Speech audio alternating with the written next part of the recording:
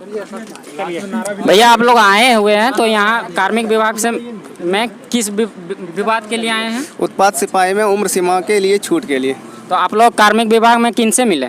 मिले तो किसी से नहीं मिलने दिया गया है। वो उसके जो असिस्टेंट थे उन्होंने रिसीविंग किया है हमारा लेटर और बोला कि इसको हम फॉरवर्ड कर देंगे वंदना डाडेल जी को। और आप लोग जो गए थे जगन्नाथ महतो मंत्री के पास, जो उत्पाद का ही उनका विभाग है, तो उनसे आप लोग को क्या रिपोर्ट मिला?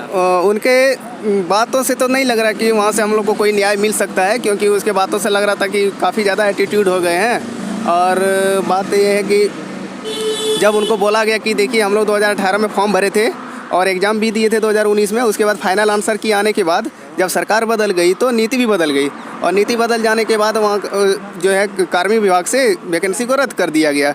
रद्द करने के बाद उस समय भी हम लोग मिले थे कार्मिक विभाग से, तो वहाँ बोला गया था कि हाँ अगला जो वैकेंसी नए सिरे से शुरुआत होगी उसमें से सभी को दिया जाएगा, उम्र सीमा में छूट दिया जाएगा, आप लोग घबराइए नहीं।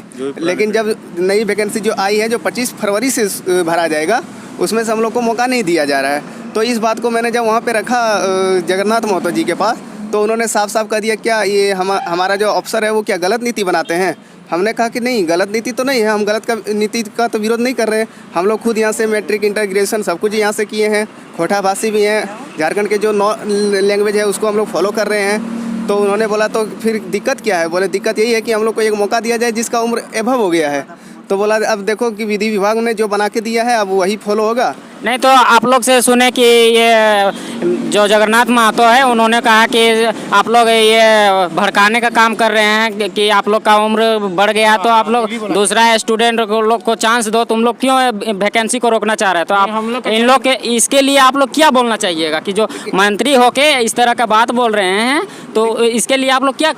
हमको जहाँ तक लगता है कि उसे इस बात का ज़्यादा नॉलेज नहीं है, ठीक है। उनको ये लग रहा है कि हम लोग घुसना चाहते हैं और नए वाले को नहीं एंट्री देना चाहते, लेकिन ऐसा नहीं है। हम लोग चाह रहे हैं कि नए वाला भी फॉर्म भरे और उसके साथ साथ पुराना जो कैंडिडेट्स है जो 2018 में भर चुके थे उसे मौका दिया जाए। हम लोग अपॉर्चुनिटी मांग रहे हैं उसे, और ज़्यादा कुछ नहीं मांग रहे हैं। और लेकिन वो कुछ गलत समझ रहे, तो उनको लग रहा था कि नहीं ये लोग जो है नए वाले को नहीं घुसने दिया जा रहा है। तो आप अभी उत्पाद सिपाही के सचिव के यहाँ गए थे, तो आपको वहाँ से क्या रिपोर्ट मिला? उत्पाद सिपाही के जो सचिव हैं उनसे हम लोग मिलने का बहुत कोशिश किए, तो हम लोग को मिलने नहीं दिया गया। मुख्य बात ये है। अच्छा। दूसरी बात है कि जब संवैधानिक तौर पर हम सही हैं, जिस फॉर्म में हम अपीयर हुए थे 2018 के फॉर्म में, 2019 में एग्ज़ाम दिए, उस एग्ज़ाम को रद्द कर दिया गया। तो संवैधानिक नियम ये कहता है कि जब दोबारा एग्ज़ाम लिया जाए तो उन लड़कों को ज़रूर अपीयर होने दिया जाए जिसमें वो लोग अपीयर हो चुके थे। तो हम लोग को बाहर करना ये पूर्णतः गलत है।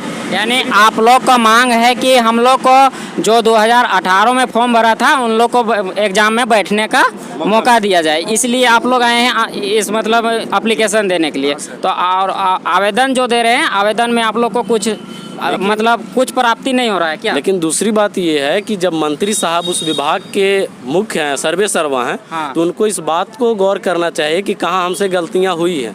तो वो सीधा बोल दे रहे हैं कि नहीं, वो विपक्ष का मामला था, उस सरकार में ये नियुक्ति आई थी।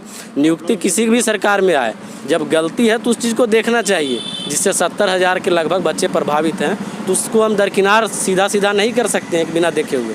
दूसरी बात है कि हम लोग को कोई विभाग नियमतः सहयोग नहीं कर रहा है। तो अगर सहयोग नहीं कर रहा है तो आप लोग का अगला रणनीति क्या होगा? रणनीति हम लोग सड़क से सदन तक हंगामा करेंगे। दूसरी बात है हम लोग केस करेंगे। इसके बिना अगर ऐसे सहयोग हम लोग को नहीं मिलता है तो हम लोग पूर्णतः अपना हक लेने भी जानते हैं, चाहे जैसे हम लोग को करना पड़े।